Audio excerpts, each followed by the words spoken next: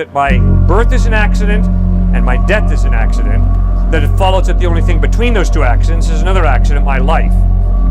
I'm not appealing to your emotions, I'm appealing to your mind. No, but that's Think reasonably. Who here wants that to happen? Who here wants that's the final answer, that we're all an accident? All right, That Max. doesn't necessarily mean it's true, not true.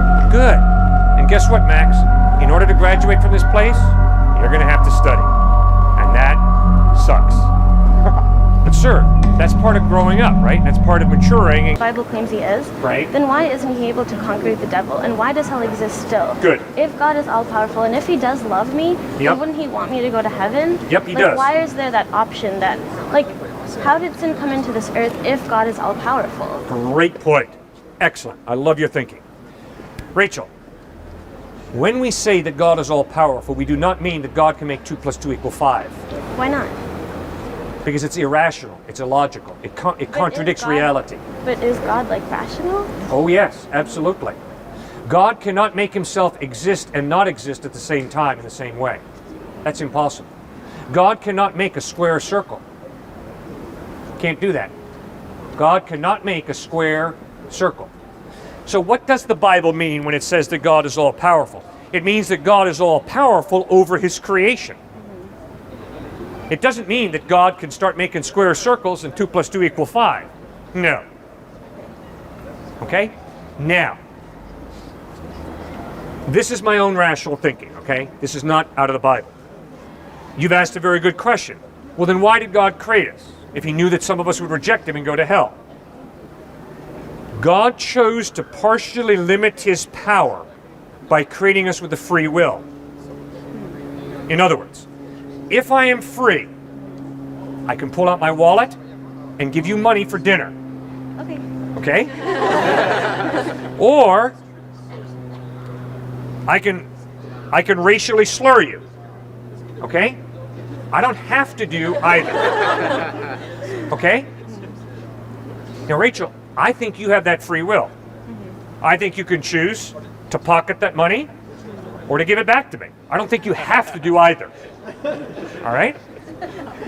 I really think that's real.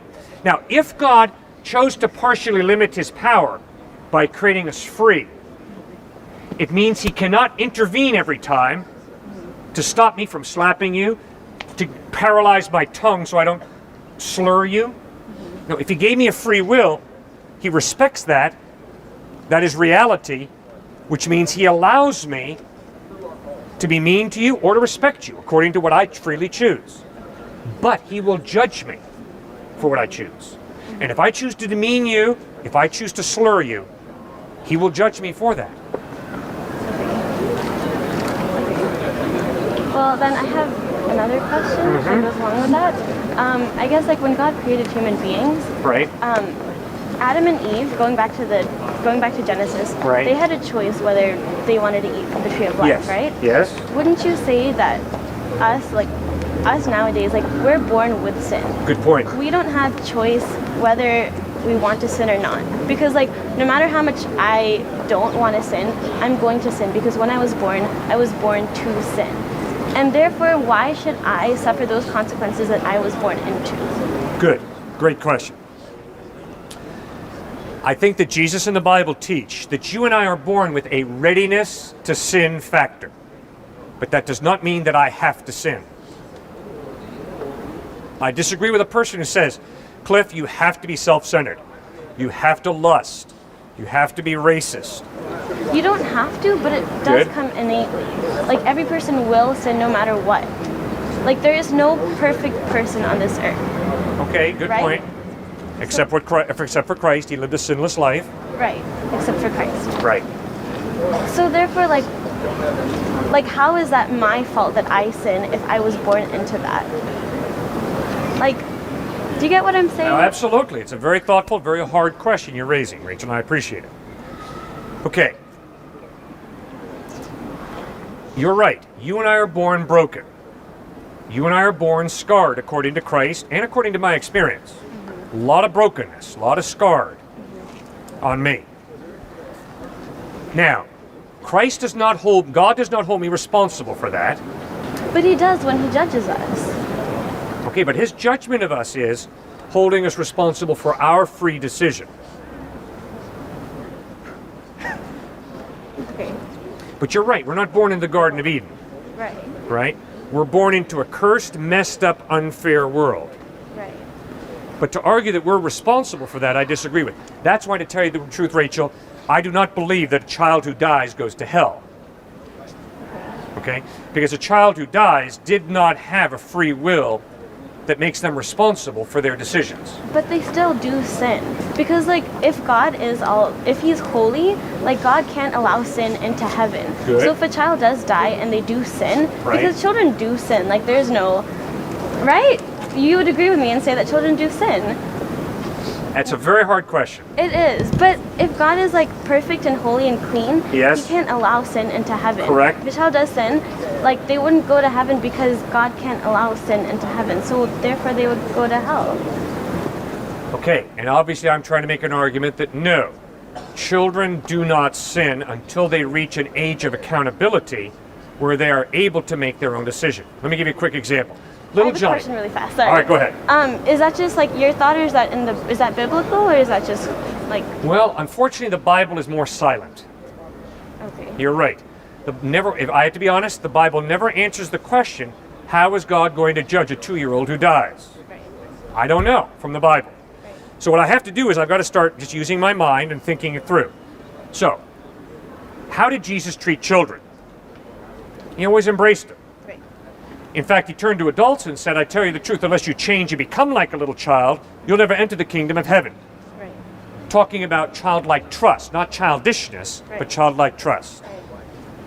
Now, you're perceptive, though. I agree with you that all of us are born with this sinful nature or a readiness to sin factor. But read Romans chapter 5. And in Romans chapter 5, I think Paul makes a comparison between Christ died on a cross for our sins, the whole world. Well, fine, but we have to make a decision to put our faith in it. And he also points out we're born into sin. Fine, but what does that mean? That in the same way that we're not all going to heaven because Christ died for the sins of the world, we're only going to heaven if we respond. So, yes, we're born in sin, but no, that sin doesn't become operative until I make a decision to do wrong. 5-year-old goes to kindergarten for the first time. Comes back, sits down at the dinner table. Mom puts the plate before him. 5-year-old puts the food in the mouth, says, oh gosh, this tastes like crap. Everybody goes, whoa. Well, wait a second. The 5-year-old doesn't have the faintest idea what crap means. 5-year-old heard the word on the bus coming home from school.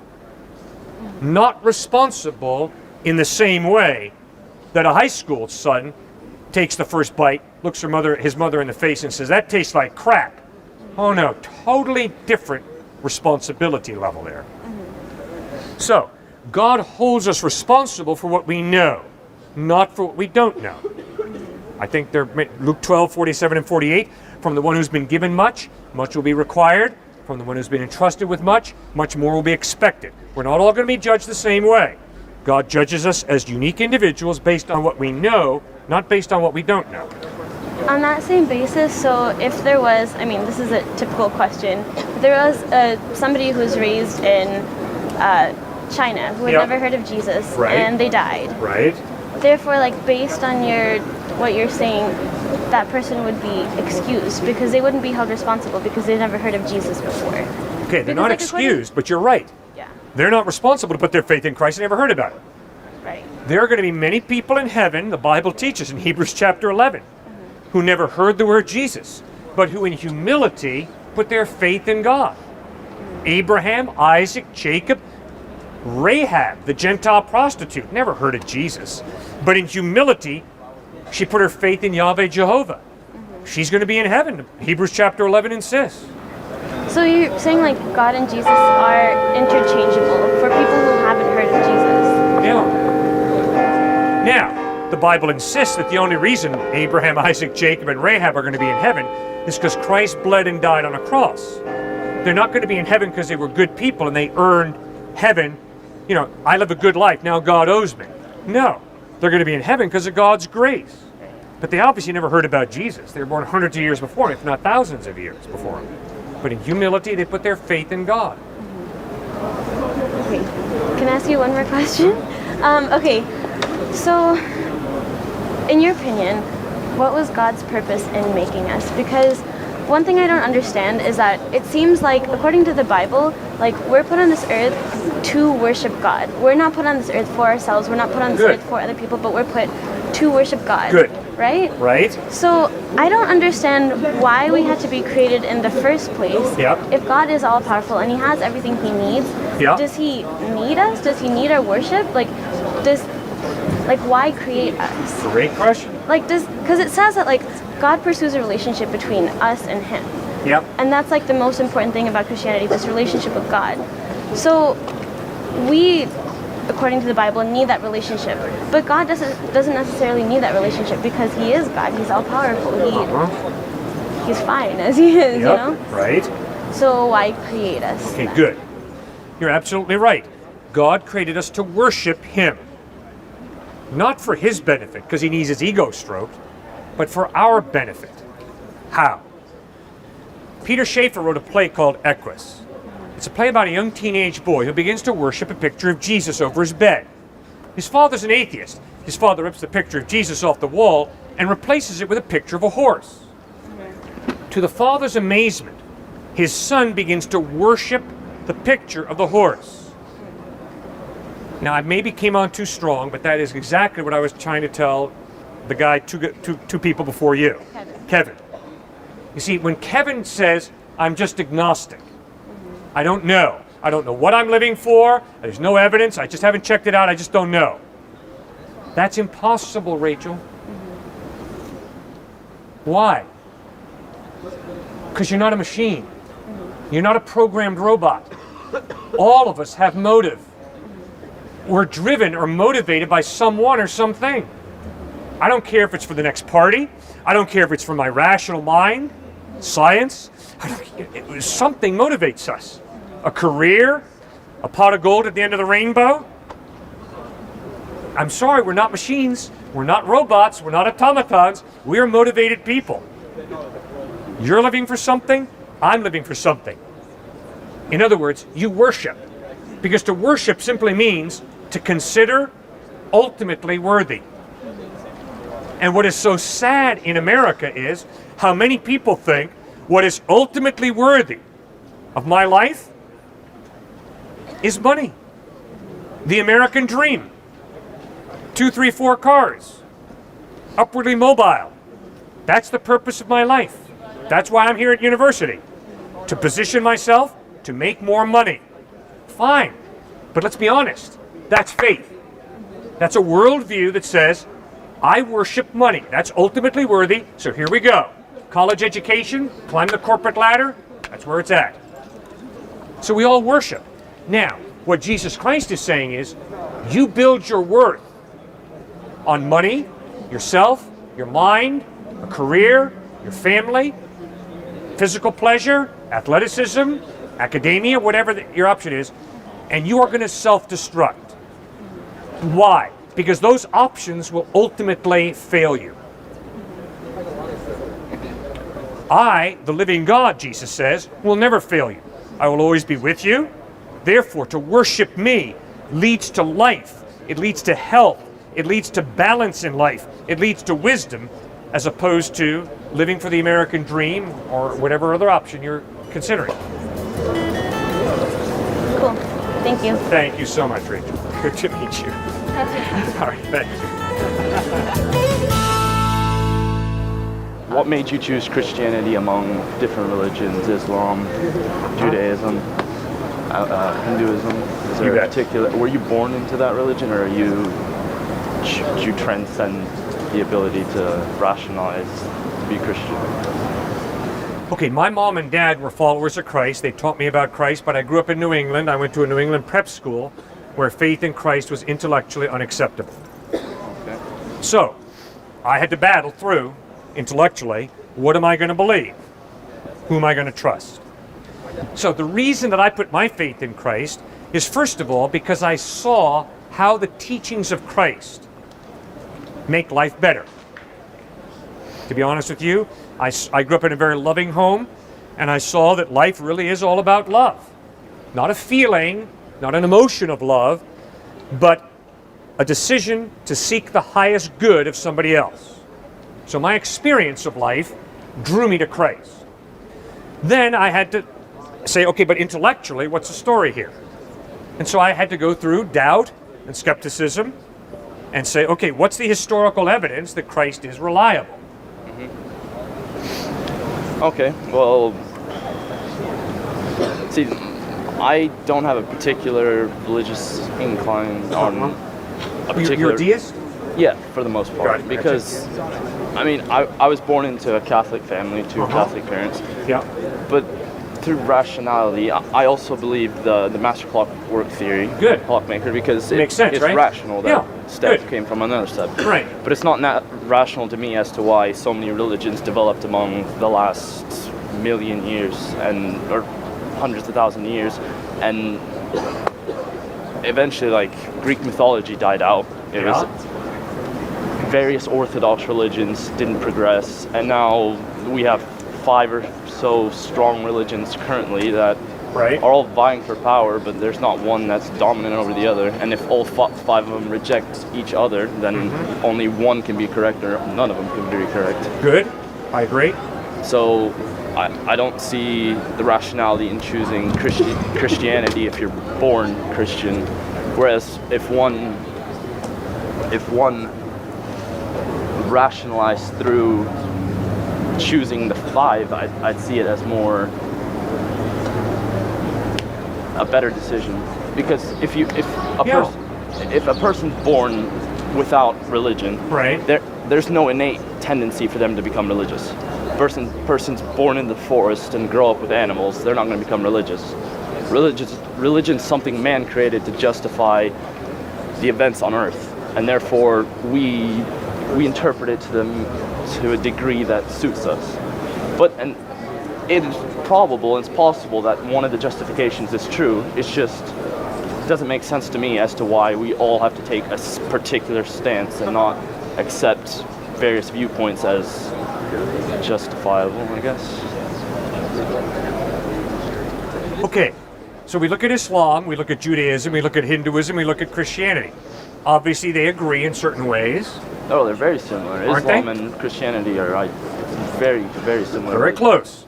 But then there are also fundamental contradictions. Yeah. So, the law of non-contradiction applies. If they contradict each other, they can't both be equally true. Yeah. Right? So now we've got to read the Quran. If we're seriously considering Islam, we got to read the Vedas and Upanishads. If we're seriously considering Hinduism, we got to read the Gospels. If we're seriously considering Christ. Yeah. And we have to ask ourselves, does the evidence point to Muhammad being a reliable source of information about God? Does the evidence point to Jesus Christ being a reliable source of information about God? We've got to follow the evidence. From your standpoint, saying that as you defined it, having an emotion, there's more to it than a neurochemical process is just null and voided by people with certain disorders. I mean, it doesn't make sense. You can't say that there's more to my emotion. Like, I can have the conscious decision to feel this way, even though I can't physically, chemically produce these particles. I don't have the brain structures to feel this way, but I can make the decision to feel that way. And for you to say that we can't hold people accountable who don't have those brain structures as like a definition of like not being able to, I guess, feel those emotions, we can't hold them accountable or as an example, is just pretty much ignoring part of the population. So There is a physical component to all of us. Now, when you write up the chemical description of the human brain, I am convinced you're not telling the whole story, because there's a free will. My genius brother has more ability to make a responsible free decision than my sister does. But still, they both have a free will, and I hold them both responsible to differing degrees, but they still have a free will, and therefore I hold them responsible for what they do. But if I was an atheist, and if I believed that all of reality is matter and energy, then I have no basis for believing there's a free will, because there's simple biochemical reactions that go off. they actually did an experiment, and it's in a book called The Actor's Brain. I forgot the name of the experiment, but basically they had like people push like a button, and they monitored their brain activity and their awareness of pushing that button, and they had them write down when their awareness of them physically moving to push that button occurred. And relative to their brain activity, there was like a minuscule time difference between when their brain activity, which happened first, relative to when they actually were aware of their action of doing it. They were going to do it, which kind of, I guess, null and voids the idea of free will to some extent, because if your brain activity occurs prior to your awareness of it, then wouldn't you say that it's a deterministic pathway? Well, you're being consistent with a secular atheistic worldview. But let me ask you, has anybody ever loved you? Sure, yes. What does that mean? I don't really know how to define that. Okay, well, you told me that people have loved you. So what do you mean when you say people have loved me? I guess they have physiological responses and mental responses to being around me. Good. Okay, I respect your intellectual consistency. My experience is that people do not have to love me. People choose to love me freely. In fact, if there was a woman who was being paid to love me, I would not be interested. I mean, that's a valid point. I am not interested in marrying a woman who's an automaton, a machine, and has to love me. I am interested in marrying a human being, a woman, who freely chooses to love me because she chooses to. And I don't think you're any different from me. I guess love is a really complex emotion. Yes. And what I'm defining is a really simplistic process. So I really don't have an argument to what you're saying, only because it's such a complex process that I can't bring up an experiment, or I can't give you any sort of sightings or any reason that you wouldn't be able to null and void. But I guess at the end of the day, every complex process is designed by smaller, simplistic processes. And you can agree with that, right? I mean, every complex process comes from an amass or a grouping of very smaller, simplistic processes. So we could say that love maybe is deterministic. Okay, the way I live my life is, if I fall down these stairs, I don't pick myself up at the bottom and say, phew, I'm glad that's over. Well, yeah, because you're not aware of it, though. You're not aware of the fact that your life could be deterministic, because your conscious is only a reflection of these decisions that are already made. When I fall down these stairs, I pick myself up at the bottom, ma'am, and I say, idiot, Cliff, don't stumble. Pick your feet up. Don't fall down the stairs again. That's it's not necessarily the world that I you live made the in. decision to fall, but the stumbling, and it maybe wasn't an active decision, but a process gone wrong, like mentally, which caused you to fall, and your perception is, oh, I stumbled, I'm stupid, and now I've fallen. Does that make sense? Does it make sense that I have a free will to say, Cliff, that was not a very good thing to do. Don't do that again. If you had a free will, then you wouldn't have stumbled down the stairs in the first place, right? No, but you see, but my point is, I have a free will that judges my decisions or my lack of decisions. So then your free will is a reflection of decisions that are made.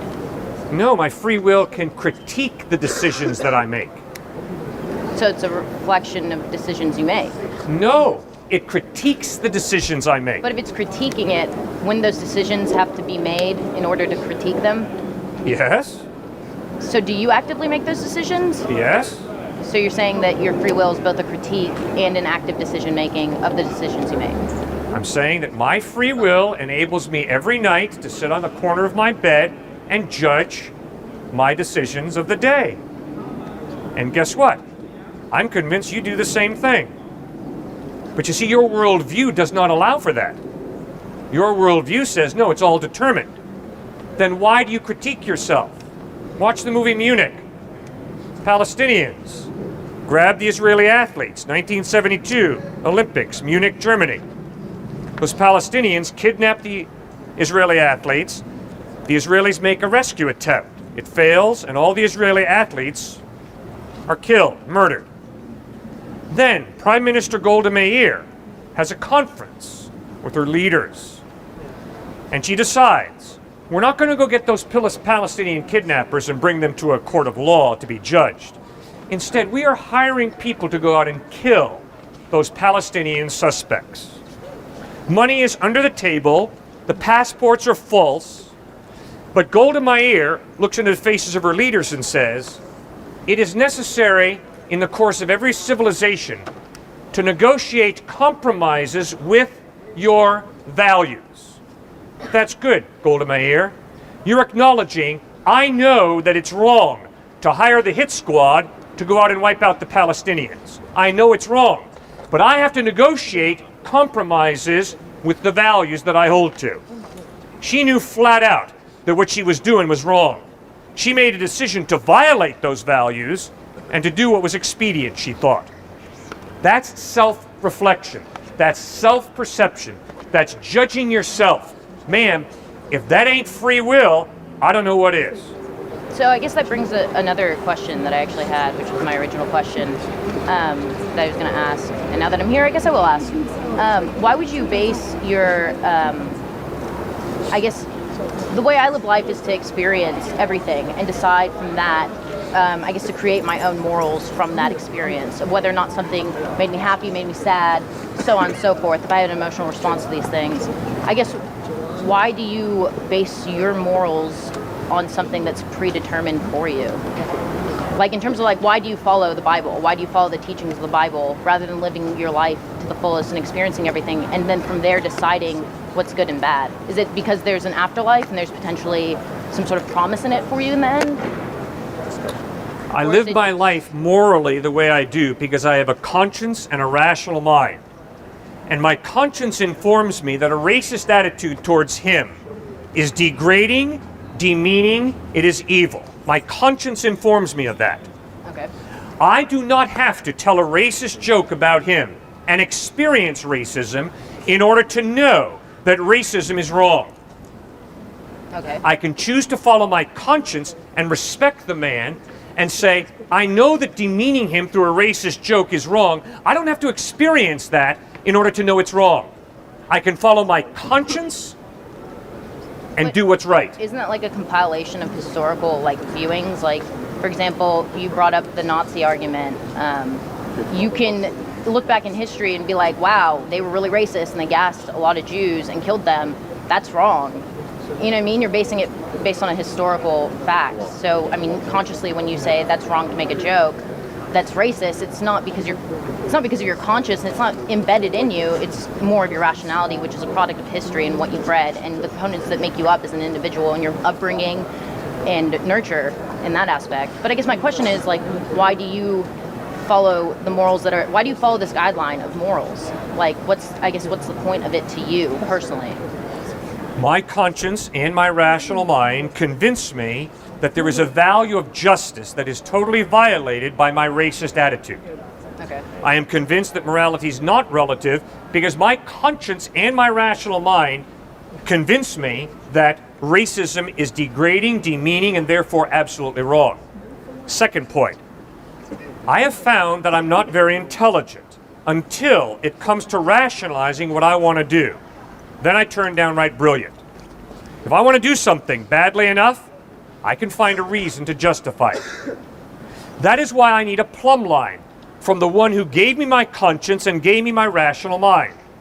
I am so glad that God has revealed a plumb line through the Old Testament, the Ten Commandments, through Jesus Christ, the Sermon on the Mount, and I can measure my conscience against that plumb line to find out what is truly good, what is truly just, what is truly loving. Well, what if you find yourself finding that your conscience contradicts one of the Ten Commandments? What do you do in that case? Do you compromise? In that case, I have to do a lot of thinking, a lot of praying, a lot of being very honest with myself. What is really going on here? And bottom line is, I have to make a decision. Does God deserve my trust ultimately? Or do I deserve my trust ultimately? And I think the evidence is Jesus Christ is far more reliable than I am. I've tried to live a life like Jesus lived, and I have failed miserably. He pulled it off. He died. He rose from the dead. So the evidence is Christ deserves my trust in a way that I do not. Okay, that's valid. Thank you so much for raising those issues. It just seems like part of the human mind that we need these messiahs, we need these legends in order to live our own lives. Really? And yeah. Like, Well, you were asking Kevin earlier, like, what motivates you? We need, if you don't have anything that's motivating you, then yeah, you would kill yourself. Sort of, maybe. I don't know Yeah. what I'm going at. But that's what I'm good basically point. trying to That's good, say is Max. that everyone needs a motivator, and it kind of seems it's human nature to, if it actually doesn't exist, if the complete truth is that there isn't, that we make it up. Okay. And yet, to think carefully, if there is no God, then it means my birth is an accident, my death is an accident, which means the only thing that lies between those two accidents is another accident. But see, that's my life. That's kind of like an emotional appeal too, because no one wants to believe in their life that no one ever wants to believe that that they were born by accident, or that murder might actually not be like immoral or an absolute like evil. You know, it just seems that we want to believe that, so we rationalize that. That's the number one. I mean, that's one of the greatest traits of humankind. We can rationalize basically anything. Okay. When I tell you that if it's true that my birth is an accident and my death is an accident, that it follows that the only thing between those two accidents is another accident, my life. I'm not appealing to your emotions, I'm appealing to your mind. No, but that Think sucks. reasonably. Who here wants that to happen? Who here wants that's the final answer, that we're all an accident? All right, That Max. doesn't necessarily mean it's true, not true. Good. And guess what, Max? In order to graduate from this place, you're going to have to study. And that sucks. But sir, that's part of growing up, right? That's part of maturing and getting in touch with reality. So, if it's true that my birth is an accident and my death is an accident, I better grow up and face that reality that life is absurd. It's just an accident. And if that's true, I got to grow up, and although I don't like it, I better accept it because it's true. Well, the weird thing is, if that is true, I wouldn't want to believe that. Why and not? I would want to make up a god. So you do believe in God? No, I'm saying I want to believe in God. I don't believe in God, but I want to believe in Then God. why don't you believe in God? Because it's just so hard to with the lack of, you know, I'm just so weary. With the lack of evidence? I was gonna say evidence. Too big a buzzword. But yeah, it's just so hard to like comprehend that. Because I mean, it's just, you know, it's impossible to argue that, you know, that the life of a believer is like, I think, you know, anyone here could say that the life of a believer is more comfortable than the life of a non-believer. Because that is such a horrible truth, you know, that we're here by accident. Okay, C.S. Lewis But that disagrees doesn't with necessarily mean it's not true. me. See, C.S. Lewis did not want there to be a God. And I understand why. I have a good buddy who went to Harvard, and he goes to the church now in Connecticut that I pastor. And he sat with me and said, Cliff, when I got to Harvard, I wanted to live a certain lifestyle. The problem is that the lifestyle that I wanted to live made me feel guilty. So I had to figure out a way to deal with my guilt. Very simple. I became an atheist. Because you see, if there is no God, guilt is fantasy. Nothing to feel guilty about. Just do whatever. But that's the other end of the emotional appeal, though, side. He's using atheism as a way to rationalize his bad behavior. Good. But So we better be very careful about our emotions, and we better be as objective as we're able to and really analyze the situation. Right? But God appeals to the other side of the coin. To someone like Mother Teresa who's doing so much good in the world and saying, like, what for? Well, remember, Mother Teresa really struggled with doubt. She was very honest about that in her diaries, right? Yeah, but I'm saying, like, you know, everyone who does good in the world wants to be rewarded for it. And God is a very convenient, perfect answer for that. Doesn't necessarily mean it's true. Correct. Like you're saying, but I mean, it's true. God is awesome. Yeah, I agree with that. He is Just like awesome. it explains everything. Like, you don't know something, No. God did it. No, it doesn't explain everything. There are a lot of unanswered questions, a lot of mysteries for me as a follower of Christ. I don't have the answers to all the questions, that's for sure. I do not know is one of my favorite answers, because it's the truth. I don't know why God allowed suffering. I don't know why God didn't have Hitler's mother have a miscarriage. Would have been rather convenient. Okay, so there are lots of things I don't know. The question is, what does the evidence point to? And clearly, Max, if you look at the options, and that's what I did with your fellow student Kevin before. Yeah. Remember, I can't have certainty, positive, about anything in life. Everything is vague to one extent, but that doesn't mean I can't know. Do you think I can prove my wife? No, I think that's Good. exactly it, though. It's just not. It's not that there's evidence. It's just that I don't know yet. I don't know yet, and eventually we will know. We will know? Not if atheism is true. If atheism is true, we don't know nothing. 20 years 100 ago, years we didn't from know a now. lot that we know now. Yeah, but if Just to atheism is basically- true, we're all going to die and become fertilizer, so we don't know nothing. Right? We're dead and we become fertilizer. So we're not going to find out. If atheism is true, I'm never going to find out that that's true, because when we all die, we all become extinct. Right?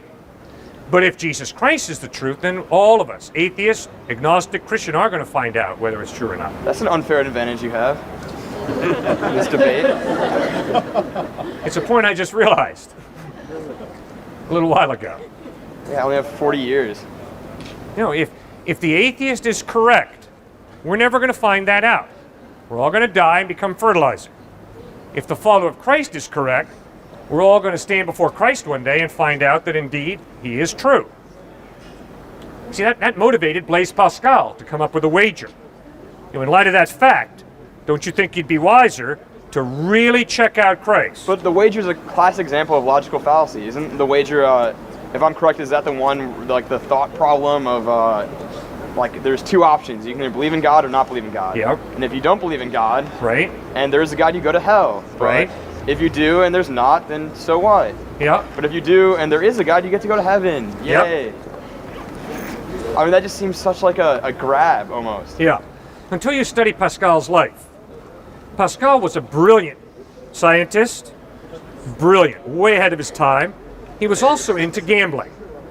That was a rather popular activity in his day, to gamble. So it's coming out of that experience of being both a scientist So he believes and in a God gambler. it seems that he believes in God out of a gamble. Like that's the best possible choice for him. Almost. No, he was a brilliant scientist. You see, what Pascal would be saying to you today, right now, I'm convinced is, Max, because the stakes are so high in what we're talking about right now, you better go back and study this really carefully. Because if there is a God and if Jesus Christ is the truth, the consequences last for eternity.